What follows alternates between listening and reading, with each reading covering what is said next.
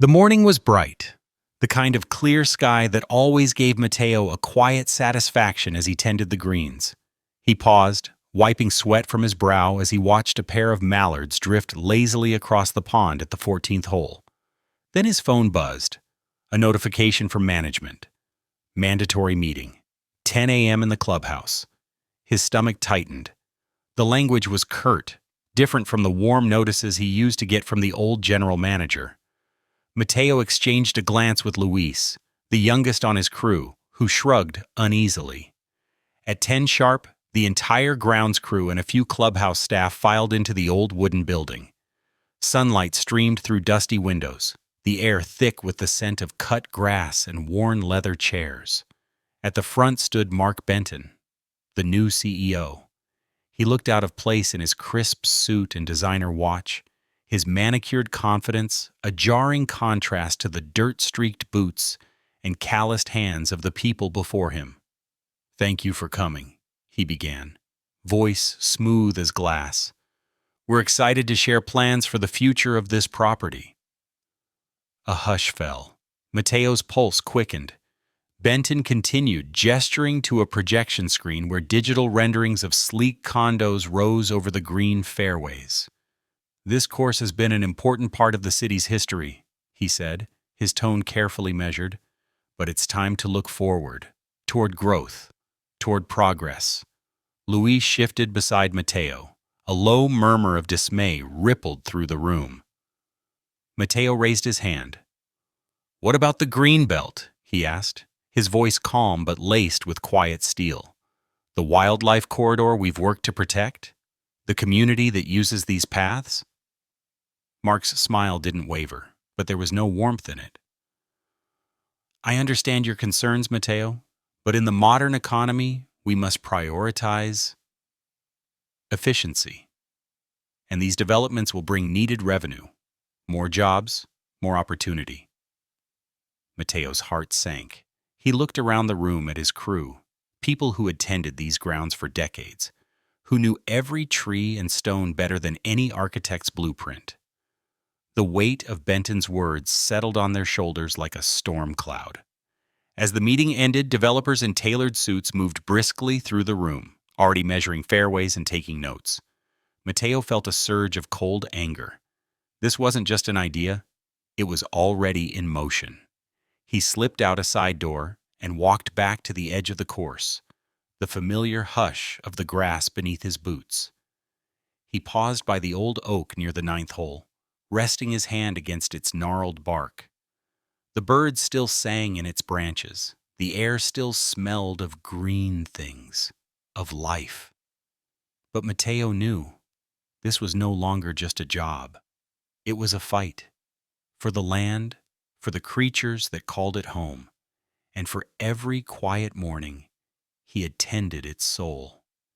As he looked out over the sunlit course, determination settled into his bones like roots reaching deep in the earth. They will not take this without a fight. The next morning, Mateo arrived before dawn.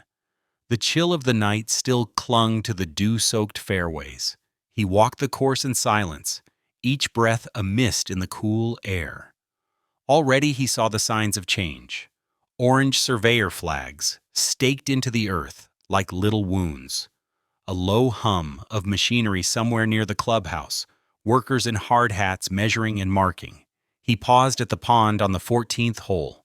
A heron stood in the shallows, regal and unbothered by the world's greed. Mateo watched it for a long moment, feeling an ache deep in his chest. He had spent years making sure these birds returned each spring, tending the banks, planting native reeds, listening to the quiet needs of the water. Now, in the name of progress, all of it was at risk. Back at the maintenance shed, the crew gathered around a battered thermos of coffee. Luis sat on an overturned bucket, worry etched across his face. "They're talking about starting demolition within the month," he said softly. "They're not waiting for the council to decide." Mateo felt a tightness in his chest. "We'll see," he said, though he knew the truth. The developers were moving fast, hoping to overwhelm the community before anyone could fight back. Later that day, he met Tom near the old practice green. Tom leaned on his cane, his eyes scanning the horizon. They think they can just pave over everything, he muttered. But this place, it's in the bones of this city. My wife and I used to walk here every Sunday after church. My grandson took his first steps on that green. Mateo nodded. It's more than a golf course, he said. It's a piece of who we are. Tom turned to him, eyes sharp. Then don't let them take it, Mateo. Don't let them take our memories. That night, Mateo sat at his kitchen table long after Rosa had gone to bed. Papers and maps spread out before him, soil surveys, old course layouts, a list of every tree he'd ever planted and every pond he'd ever dredged. He thought of the fox that hunted at dawn near the creek, of the wildflowers he'd sown to keep the bees fed. He thought of the laughter of children on summer afternoons and the quiet moments when the course was his alone. This wasn't just about grass and water. It was about belonging. He picked up the phone and called Rosa. Mija, he said, his voice calm but steady. I need to know who in the city can help us. Someone who cares about what this land means. Rosa's voice on the other end was clear and fierce. I have someone in mind, she said. We're not going to let them bury what you've built. As he hung up, Mateo looked out the window at the moonlit fairways. He saw the shadows of the old oaks, the glimmer of the creek, winding through the dark. And he knew the land was worth the fight. The next afternoon, Rosa met Mateo at the course. She was already deep in conversation with a woman in a worn denim jacket and scuffed hiking boots. Carla Sanchez, environmental organizer for Green Roots. Carla had sharp eyes and a quick, warm smile that belied the steel in her voice. She listened as Mateo described the old trees he'd planted with his own hands, the marsh he'd coaxed back to life after a drought. Developers always talk about progress, she said, tapping a pencil against her notebook. But real progress is knowing how to live with the land, not on top of it. Mateo nodded. He walked her along the creek's edge, where small fish darted in the clear water. He pointed out the hawks that nested in the cottonwoods. The animals were here before the fairways, he said, and they'll be here long after the condos crumble, if we give them the chance. Carla's gaze swept the greenbelt with a measured calm. We'll need more than words, she said. Developers have money, lawyers, and political connections. We have to show the land's value, its ecological worth, yes, but also the memories tied to it. That's what will move people. That evening, they met at Rosa's apartment. Rosa had spread city council agendas across the kitchen table. They're pushing for an emergency zoning amendment, she said. If it passes, they can start building before anyone even knows what's happening. Mateo clenched his jaw. So how do we stop them? Carla leaned forward. We build a case, fast. I'll help gather data, species counts, green space air quality benefits, stormwater control. You have to gather the voices, the people who've walked this land and made it part of their lives. Mateo thought of Tom's quiet grief, of the children who learned to ride bikes along the fairway paths. I know who to talk to, he said, and I'll start tomorrow. He looked around the small apartment, walls lined with his daughter's books, the faint hum of traffic outside. It was far from the quiet hush of the course, but it felt just as real, a home, built on care and love. For the first time since the developer's announcement, he felt something more than anger, a flicker of hope. That night, as he walked back to his truck, he paused at the edge of the course. In the moonlight, he could see the old oak tree, its branches reaching for the stars. He laid his hand against its rough bark. We'll find a way, he whispered. The land was still breathing, and Mateo was ready to fight for every breath. The next morning, Mateo started making his rounds. Old friends, longtime players, quiet caretakers of the land's memory. He began at the small cafe by the river, where Tom still nursed his morning coffee and read the paper. They think they can just bulldoze it all away, Tom said, shaking his head. I remember when my wife and I walked the 14th fairway every Sunday after church. It's more than grass. It's a part of who we are. Mateo nodded, recording every word in his worn notebook. He knew he wasn't just collecting stories. He was gathering proof. Proof that this green space was more than a blank slate for developers. It was a living chapter of the city's soul. From there, he visited Ms. Jefferson, who ran the youth golf program every summer. Her small house was crowded with trophies and team photos, each one a testament to the laughter and hope she'd nurtured. "My grandson learned patience here," she said, holding up a photo of the boy gripping a tiny golf club, his grin bright as the sun. "He learned how to respect the land. That's not something you can buy with condos and luxury amenities." By the end of the day, Mateo's notebook was thick with voices, memories of old friends, family picnics, the gentle hush of sunrise walks. That evening, he and Rosa met Carla at the small community library. Carla laid out a map of the course on a worn wooden table, pinning bright markers at every marsh, every wildflower patch, every place where the land still thrived. "These are the lungs of the neighborhood," she said. "We'll show them how the air is cleaner here, how the creek slows floods in the rainy season. But most of all," she looked at Mateo, "we'll show them it's loved." A quiet determination settled over the table. Mateo looked at Rosa, at Carla, at the volunteers already gathering to help. He felt the weight of their trust and their shared dream, a sanctuary that belonged to everyone. "Tomorrow," Mateo said, his voice low but certain, "we start gathering signatures. We'll call the papers. We'll tell every neighbor what's at stake."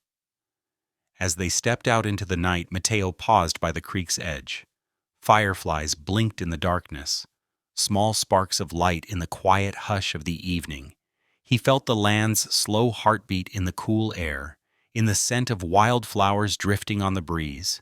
And he knew, as surely as the sun would rise again, that this fight was only just beginning. Within days, Mateo and Carla had organized their first community gathering in the old recreation hall near the river. Flyers were taped to lampposts and slipped under doorways. "Protect our green sanctuary. Join us." And as the sun set, neighbors began to file in, voices low with worry and hope. The room hummed with tension. Some came out of curiosity, others out of deep love for the land. Children fidgeted in chairs, seniors leaned on canes, and a few teenagers in hoodies slouched in the back, listening with wary eyes. Carla stood at the front, calm and steady. She spoke of how the greenbelt cooled the city in summer, how its marshes absorbed rain that would otherwise flood the streets. She showed photos of the herons and the foxes, of wildflowers Mateo had coaxed into bloom year after year. Then Mateo rose, holding his battered notebook. "I've spent half my life walking this land," he said, his voice soft but strong. "It has a pulse, a quiet breath that gives life to all of us. If they build their condos, that breath will stop." For a moment, the room was silent. Then Tom pushed himself to his feet. "I've played that course since I was a boy," he said gruffly. "I've seen it in every season, every mood. It's not just a playground for the rich. It's a refuge for all of us." A mother in the corner spoke up next. "My son has asthma," she said. "The trees here, they make the air easier for him to breathe. You take that away and you're taking away his childhood." One by one, voices rose, a quiet chorus of memory and resolve. By the end of the night, a line had formed at the petition table. Signatures filled the pages, old hands and young, calloused fingers and manicured nails, all pressing ink into paper as if staking a claim. As they packed up, Carla looked at Mateo, her eyes bright. "They're with us," she said. "This is no longer just your fight, Mateo. It's ours." But even as they spoke, the developers were moving. The next morning, slick new signs appeared around the course's perimeter. "Future home of Skyline residences. Luxury living coming soon." A video ad flooded local social media feeds. Drone shots of glass towers shimmering over pristine lawns, promises of rooftop pools and curated green spaces. The words progress and opportunity flashed across the screen. Mateo felt a cold anger stir in his gut. They were trying to erase what mattered most, to turn the land's quiet beauty into nothing but a marketing slogan. Late that night, he walked the course alone, the moon casting pale light across the fairways. He paused by the old oak, laying his hand on its rough bark. He thought of the signatures in his notebook, the voices that had spoken out. "This land isn't yours to sell," he whispered, "and we're not going to let you." The fight was real now, and Mateo was ready. The first sign of the developer's fury came the next morning. Workers in reflective vests rolled onto the course before sunrise, spray painting bright orange X's on old maples and cottonwoods. Trees Mateo had nurtured for decades. The noise of chainsaws started before the city council had even scheduled its final vote. Mateo raced to the scene, breathless, heart hammering in his chest. "You can't do this!" he shouted, his voice cracking with anger. A young foreman, clipboard in hand, face bored, shrugged. "Orders from above," he said. "Preliminary clearing. Approved by management." "Approved by who?" Mateo demanded. "The council hasn't voted yet." "Not my problem," the foreman said, turning away. Mateo stood there, shaking. Around him, the roar of the saws felt like a personal attack, an assault on every inch of green he had guarded for so long. By noon, Carla had arrived, along with volunteers carrying cameras and signs. They filmed every cut, every fallen limb, and uploaded it to social media under the tag #SaveOurSanctuary. The community's anger flared like wildfire. Local news crews arrived by evening, capturing footage of stumps and sawdust, of children crying as their favorite climbing tree lay in ruin. That night, as Carla helped Mateo board up the maintenance shed, now a target for theft or sabotage, she looked at him, her eyes hard. "They're trying to break you," she said, "to make you feel powerless." Mateo's hands were scraped and dirty, but he met her gaze without flinching. "I'm not powerless," he said. "This land has stood through storms worse than this." The developers didn't stop at chainsaws. Mark Benton himself appeared on the local evening news, smiling and smooth as ever. "We understand some community members are concerned," he said, "but this project will bring modern amenities and new revenue to the city. We're investing in the future." Mateo watched the broadcast at home with Rosa. His jaw tightened as Benton talked about progress like it was a silver bullet. "We have to show them what real progress looks like," Rosa said. "We have to be louder than their money." The next day, Mateo returned to the course at dawn. He found an envelope taped to the clubhouse door. A cease and desist letter from the developer's legal team, threatening lawsuits if he interfered with the authorized development process. He held the letter in his hands, the lawyer's words cold and formal. For a moment, fear pressed at the edges of his resolve, fear of losing everything, of being crushed by men with deep pockets and shallow hearts. But then he thought of the signatures in his notebook, of Tom's cane tapping in support, of the children who played under the old oak. He tore the letter in half and let the pieces scatter on the wind. "They can threaten me," he said quietly, "but they can't threaten the truth." The next council hearing was only days away. Mateo knew it wouldn't be enough to rely on quiet resolve anymore. It was time to stand in the light and show the city what was at stake. The city council chamber was overflowing. Neighbors crowded shoulder to shoulder, the air electric with tension. TV cameras lined the back wall, their cold lenses capturing every fidget, every flicker of hope or doubt. Mateo sat near the front, Rosa gripping his hand. Carla stood beside them, a quiet pillar of resolve. Mark Benton was already there, dressed in a sleek gray suit that gleamed under the bright lights. He smiled at Mateo, a thin, rehearsed expression that didn't reach his eyes. The council chair called the meeting to order, the gavel echoing like a drumbeat in the hush. Benton spoke first. His words were a polished sales pitch: economic growth, new tax revenue, luxury condos that would elevate the city's skyline. His team played videos, shimmering drone footage of futuristic towers and carefully manicured lawns. "This," he said, "is the future of our city." Mateo's chest tightened.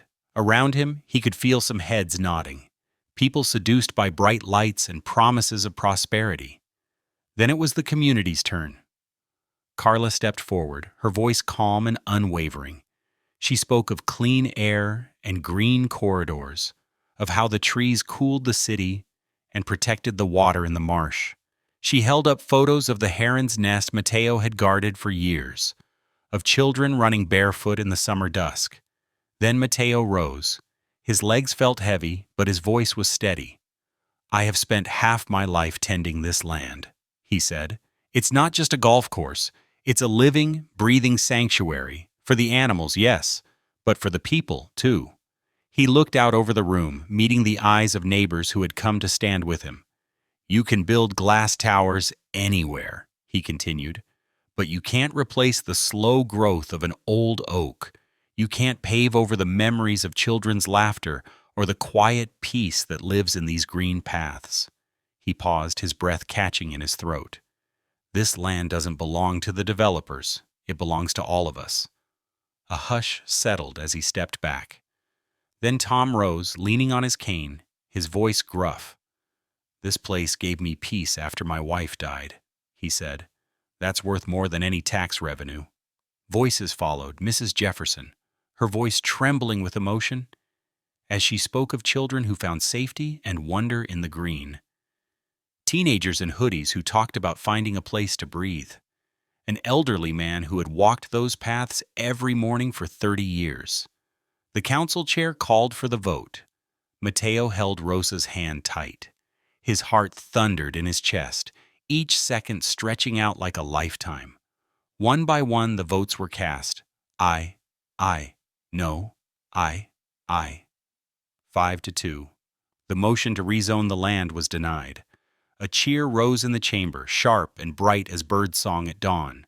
Tears burned in Mateo's eyes as Rosa hugged him fiercely. Carla squeezed his shoulder, her smile bright and relieved. Across the aisle, Benton's mask of calm cracked, just for a moment. He gathered his papers stiffly, his eyes hard as he turned away. But Mateo didn't see him anymore. He was already standing, feeling the weight of the land's quiet gratitude. Outside the council building, he stepped into the night air, the moon bright above the city skyline. For the first time in months, the air felt clean in his lungs. The fight wasn't over. He knew that. But tonight, he had given the land a voice, and it had spoken louder than any developer's promise. 2 weeks after the council vote, the course was still there, untouched by bulldozers, the grass soft under Mateo's boots as he walked the dawn-lit fairways. But it was no longer just a golf course. The city had announced plans to convert it into a public urban park, a place where everyone, regardless of wealth, could find peace under the open sky. Mateo had been offered the job of park director, a title that felt both new and perfectly natural. On his first official morning, he stood at the edge of the marsh, breathing in the scent of wildflowers and fresh earth. Carla joined him there, her eyes bright as she scanned the horizon. "The city's already talking about trails and outdoor classrooms," she said. "Native plant gardens, bird-watching walks. You'll be the one to guide it all." Mateo smiled. "It's more than a park," he said. "It's a promise." Rosa arrived mid-morning, her camera slung over her shoulder. She filmed the old oak tree at the 14th hole, its branches budding with new leaves, proof that life could endure even in the face of greed. "It's not over, you know," she said gently. "Developers will find other ways to push, other lands to buy." Mateo nodded. "I know," he said, but we've shown what's possible, and that's how change starts." That afternoon, volunteers gathered to clear brush and plant new seedlings. Mateo guided them with quiet authority, showing them the gentle art of listening to the land. He taught them how to tend the soil without crowding the roots, how to leave space for what wanted to grow wild. Children ran along the old cart paths, their laughter bright as birdsong. Tom sat on a bench near the creek, his eyes crinkling with a soft smile. Even Mrs. Jefferson's youth golf kids had come, now turning their clubs to spades and rakes. As the sun set, Mateo walked to the edge of the pond, the water glassy in the golden light. He knelt in the soft earth and planted a young oak, its roots wrapping around the memories of every game, every dawn, every quiet moment he'd spent on this land. When he stood back, the horizon was streaked with colors of fire and hope. He knew there would be challenges, funding to secure, paths to maintain, the slow work of weaving the park into the city's heart. But tonight the land was safe. The air was alive with the rustle of leaves, the soft hush of water over stones. And Mateo felt something new take root in his chest, not just relief, but a quiet, unwavering faith. The fight had begun as a defense, but here, in the gentle hush of the evening, it had become something more, a beginning.